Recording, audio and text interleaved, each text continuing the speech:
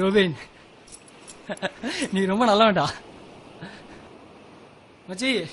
செம்ம மேட்ரு மச்சி. என்ன பொண்ணுடா அவ, நினைக்கும் போது இப்பவும் கூட இருக்கிற மாதிரியே இருக்கு மச்சி.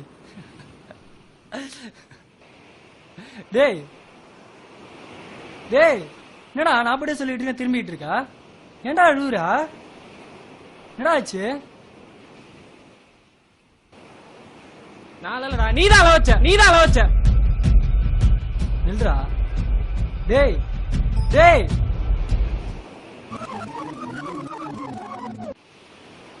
பைக்ல போனோம், அவனை மேட்டர்ல இறக்கி விட்டேன்.